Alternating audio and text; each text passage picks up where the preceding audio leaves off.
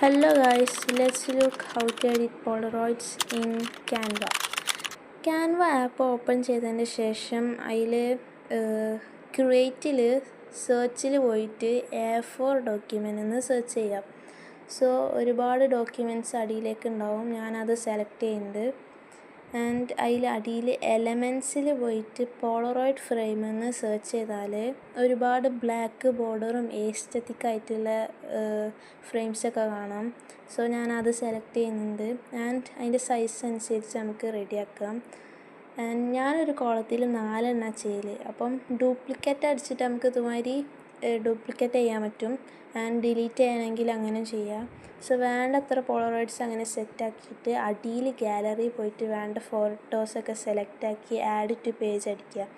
എന്നിട്ട് നമുക്ക് ഈ ഫോട്ടോസൊക്കെ ഡ്രാഗ് ചെയ്തിട്ട് അതിലേക്ക് ഇങ്ങനെ വെച്ച് കൊടുത്താൽ മതി. എല്ലാ ഫോട്ടോസും ഇങ്ങനെ ചെയ്യാം. എന്നിട്ട് ഇങ്ങനെ ഫോട്ടോസ് എല്ലാം ഇങ്ങനെ ചെയ്തിട്ട് ക്രോപ്പ് ചെയ്യണമെങ്കിൽ സെലക്ട് ചെയ്തിട്ട് എഡിറ്റ്സിൽ പോയിട്ട് നമുക്കിങ്ങനെ ക്രോപ്പ് ചെയ്യാവുന്നതാണ്. എന്നിട്ട് ഡൺ അടിക്കുക. സോ എഡിറ്റിംഗ് കംപ്ലീറ്റായി. ഇനി ഡൗൺലോഡ് ചെയ്യാൻ അപ്പോൾ അത് പ്രിൻ്റ് എടുക്കാനുള്ളത് കൊണ്ട് ഞാൻ PDF പ്രിൻറ്റിലാണ് ഡൗൺലോഡ് ചെയ്യുന്നത്. സോ ഇതുമാതിരി ഡൗൺലോഡ് ചെയ്താൽ മതി. അതാണ് ഒന്നും കൂടി ബെറ്റർ.